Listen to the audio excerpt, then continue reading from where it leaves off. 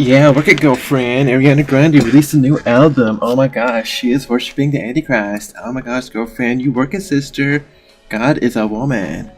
Okay, so Ariana Grande just released a new album. It's called God is a Woman. And let's check out this Guardian article and see what they have to say about it. God is a Woman. Ariana Grande taps into a long, her story of a female lord. The singer's new music video is far from the first example of the maker being imagined in a non-masculine term. You work as sister, that's right sister, take down those gender roles, that's right sister. On Friday, Ariana Grande released God is a Woman, the third track previewed from her forthcoming album Sweetener. The music video features a feminist reimagining of Michelangelo's creation of Adam, starring Grande as God. Yeah, work it, sister. There's also a memorable cameo halfway through the video when Madonna's disembodied voice appears, like the voice of God reciting a gender-flipped version of Samuel L. Jackson's Ezekiel 25:17 speech from Pulp Fiction. I will strike down upon thee with great vengeance and furious anger those who attempt to poison and destroy my sisters. And you will know my name is the Lord when I lay my vengeance upon you. Now, to most people looking at this, their first reaction is just to think, oh, well, it's obviously just your typical feminist degenerate bullcrap, you know, nothing beyond that. But here's the thing, a couple of years ago, Ariana Grande converted to Kabbalah. Here's an article by the Daily Mail which explains about how she left Catholicism because he wouldn't accept her brother being gay, which is no secret that Christianity is against homosexuality. But so her answer is to become a Kabbalist. Could it be Satan? My brother was told God didn't love him. Ariana Grande reveals that she turned to Kabbalah after her homosexual brother was shunned by the Catholic Church. Now, I highly doubt that they actually told him, hey, God doesn't love you because you're gay. And I feel like she's kind of stretching the story. Ariana Grande has revealed that she turned to Kabbalah faith after her homosexual brother was rejected by the Catholic Church. The 21-year-old singer disagreed with the Christian faith's teaching about her elder sibling Frankie's sexuality. But they both found a connection with the offshoot of Judaism that has many a celebrity follower. That's kind of suspicious, you know, a lot of celebrities are really into Kabbalah, a lot of Kabbalism and Jewish mysticism, Satanism in Hollywood. Who would have thought? The best part about this article has to be the comments. She's no theologian and actually sounds rather stupid. The Catholic Church has many faults, but condemning working women is not one of them, nor is telling gays that God doesn't love them. Is she still seeing spirits and possibly possessed and or haunted by ghosts? Someone should tell the Grande siblings that the media is not their friends. They suck at interviews. So she decides to worship Satan. Clever girl. Here is another very interesting article by The Forward. Ariana Grande talks Kabbalah. And so another pop star jumps on the Kabbalah bandwagon. Move over Ashton and Madonna. This time it's Ariana Grande's turn to spill the beans on her connection to the Jewish mystical practice. The former Nickelodeon darling told The Telegraph that though raised in a Catholic home in Boca Raton, Florida, she turned to a Kabbalah in her teens because of the church's stance on homosexuality. Her brother Frankie, whom she adored and worshipped growing up, is gay. When my brother was told that God didn't love him, I was like, okay, that's not cool. The 21-year-old said they were building a Kabbalah center in Florida. Oh, how convenient! So we both checked it out and really had a connection with it.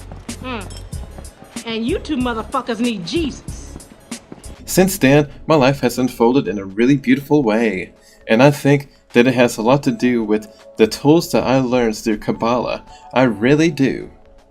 Asked by what she means by tools, she answered, you have to watch your intentions. Make sure you're not giving into your ego. You have to numb your reactive state. You have the power to change your reality. She says, clapping her hands together.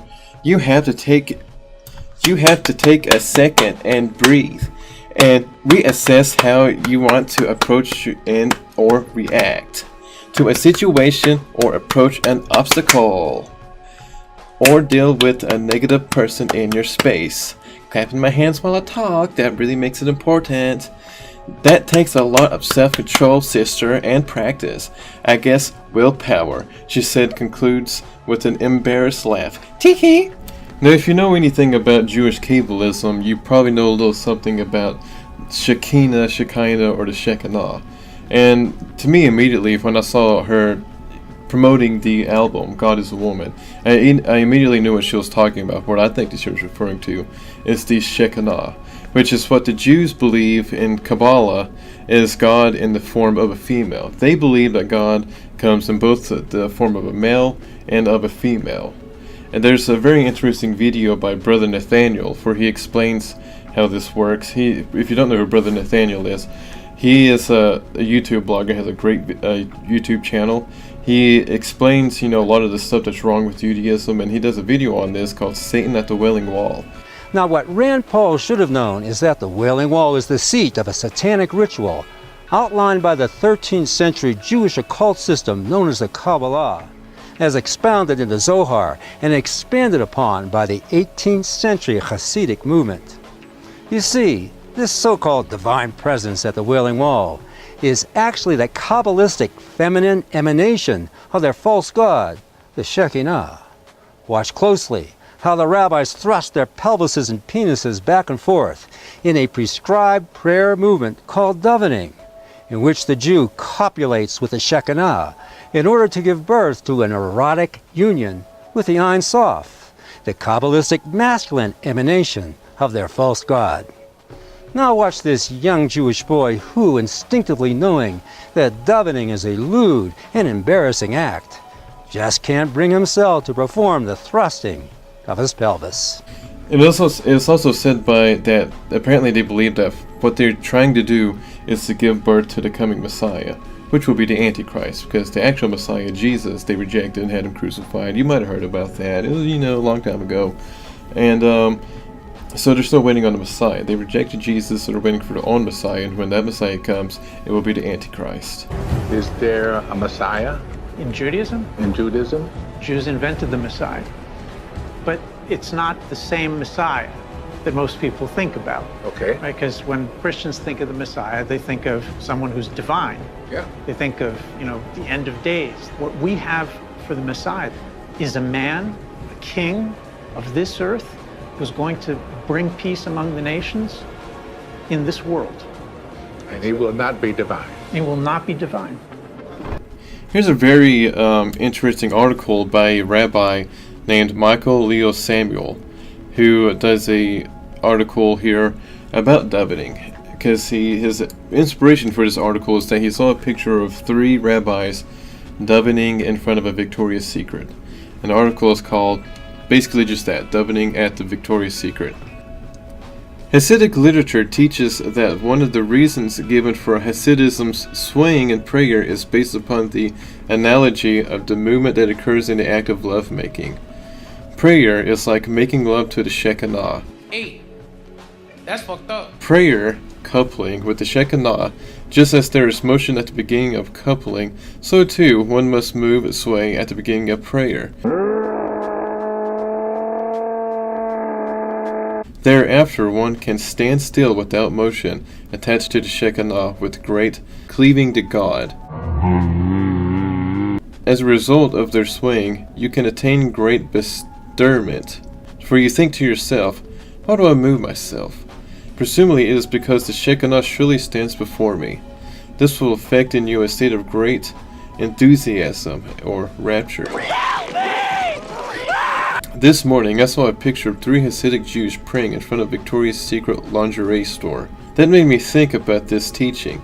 Yes, these men certainly seemed devout and seriously engaged in prayer. I would imagine that these Hasidim probably felt they needed some visual aid to have this type of experience. What are you doing? So basically, they were using the models at Victoria's Secret as like a visual for them as they pretend to have sex with what they believe to be God, which is, obviously some kind of like female demon thing that they worship.